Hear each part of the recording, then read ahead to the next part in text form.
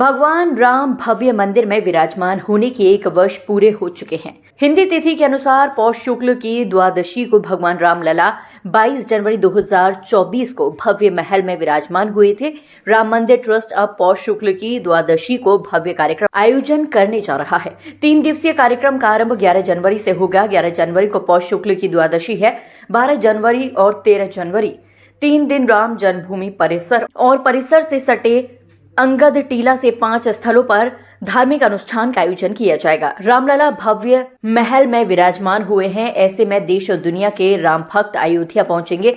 अब भगवान रामलला के प्राण प्रतिष्ठा का वार्षिक उत्सव है और ऐसे में बड़ी संख्या में श्रद्धालुओं के आने की उम्मीद है, जिसको लेकर जिले के वरिष्ठ अधिकारियों के साथ राम मंदिर ट्रस्ट ने कार्यक्रम स्थल का स्थलीय निरीक्षण किया। राम मंदिर ट्रस्ट के सदस्य डॉक्टर अनिल मिश्रा ने बताया कि 11, 12, 13 जनवरी को प्राण प्रतिष्ठा के वार्षिक उत्सव का आयोजन होगा। प्रतिष्ठा द्वादशी पर अंगद टीले पर सार्वजनिक कार्यक्रम किया जाएगा। अंगद टीले पर ही भगवान राम के जीवन पर आधारित प्रसंग पर कथाएं होंगी। प्रतिदिन 1.5 घंटा प्रवचन सत्र चलेगा और दूसरे दिन अयोध्या के संतों को आमंत्रित किया गया है। शाम 6 बजे से शाम 8:30 बजे तक सांस्कृतिक संध्या का आयोजन किया जाएगा, जिसमें 11 जनवरी को रामलीला होगी। इसके अलावा प्रख्यात भजन गायिका स्वाति मिश्रा और अनुराधा पौडवाल का भजन प्रस्तुत होगा।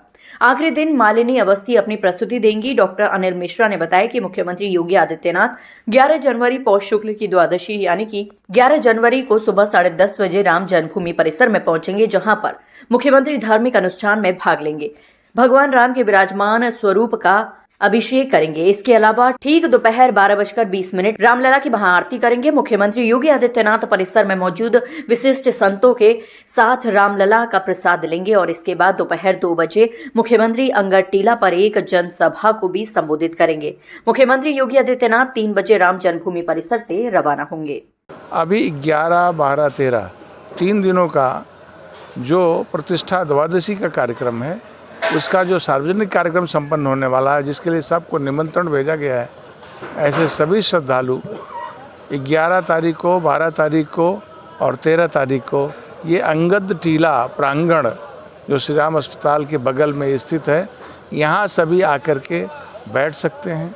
प्रतिदिन संपन्न होने वाली कथा पूज्य वासुदेवाचार्य जी के, विद्याभास्कर जी के मुखार बिंदुओं से श्रवण कर सकते हैं। उसके बाद प्रतिदिन प्रवचन सत्र 1.5 घंटे का होगा। रमेश भाई ओझा जी एक दिन उस प्रवचन सत्र में हैं। दूसरे दिन अन्य अयोध्या के स्थानीय संत वृंद, उनको भी निमंत्रित किया जा रहा है, वो भी यहाँ उस प्रवचन सत्र में भाग लेंगे। उसके बाद सांस्कृतिक संध्या प्रतिदिन होगी 6 बजे से रात्रि 8:30 बजे तक। उसमें 3 दिनों का कार्यक्रम जो तय हुआ है आपके सामने सब आ गया है। पहले दिन रामलीला का कार्यक्रम होगा। रामलीला से पूर्व 2 भजन गायिका, वो कौन, स्वाति मिश्रा जी का भजन गायन होगा यहाँ, वो प्रख्यात गायिका हैं। दूसरे दिन अनुराधा पौडवाल और स्वाति पौडवाल, उनकी बेटी कविता पौडवाल, उनका गायन होगा। तीसरे दिन मालिनी अवस्थी जी हैं और गोरखपुर की एक और गायिका हैं, ऐसे उनका गायन होगा। ये मुख्यमंत्री जी के कार्यक्रम की जो जानकारी 11 तारीख को वो लगभग 10:30 बजे के परिसर में आएंगे। अभिषेक होता रहेगा, उसमें सहभाग करेंगे। उसके बाद आरती में भाग करेंगे। आरती में भाग लेने के बाद पूज्य संत जो रहेंगे उनके साथ उनका प्रसाद आदि वहाँ अंदर होगा, जो अंदर रहेंगे। उसके तत्पश्चात यहाँ परिसर में 2 बजे आएंगे अंगद टीला परिसर में। यहाँ पर मुख्यमंत्री जी का उद्बोधन होगा, क्योंकि ये प्रवचन सत्र उस दिन 2 बजे से होगा। शेष दिनों प्रवचन सत्र 3:30 बजे होगा। 11 तारीख को कथा 3:30 बजे होगी। 2 बजे से प्रवचन सत्र चलेगा।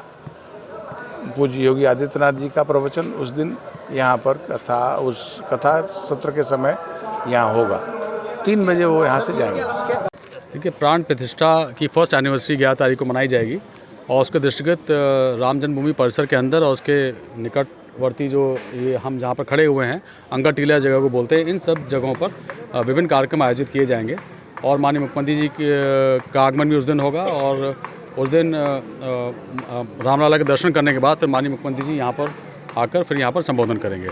तो उसमें अलग अलग लोकेशंस पर अलग अलग कार्यक्रम है। हवन का आयोजन किया जा रहा है वहाँ पर। उसके अलावा राग सेवा होगी। फिर हमारा यहाँ पर प्रवचन की व्यवस्था भी रहेगी। उसके बाद में यहाँ पर प्रवचन होंगे।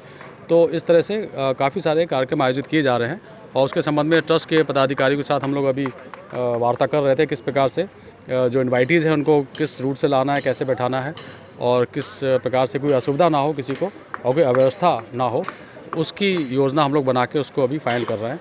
और उम्मीद करते हैं कि बहुत ही सफल कार्यक्रम जिस प्रकार से 11 जनवरी 2024 को 22 जनवरी 2024 को प्राण प्रतिष्ठा कार्यक्रम आयोजित हुआ था, उसी प्रकार सफलतापूर्वक ये वाला कार्यक्रम भी आयोजित होगा। वो रूट डाइवर्जन्स पे भी हम लोगों ने अभी चर्चा की है और डिपेंडिंग ऑन कि कितनी संख्या में लोग आते हैं तो उस प्रकार से अलग अलग योजनाओं को हम लोग एक्टिवेट करेंगे। तो जो डाइवर्जन्स हैं, जब बड़ी संख्या में लोग श्रद्धालु आते हैं अयोध्या में तो कई प्रकार के डाइवर्जन्स हम लोग पहले से बना के रखते हैं और उनको एक्टिवेट समय समय पर किया जाएगा। तो अव्यवस्था ना हो और बहुत कंजेशन ना हो और सफिशेंट टाइम पुलिस और मैजिस्ट्रेसी को मिल सके रिएक्ट करने का, उस प्रकार से हम यहाँ पे जो श्रद्धालु आएंगे उनको विभिन्न मार्गों पर डाइवर्ट करेंगे।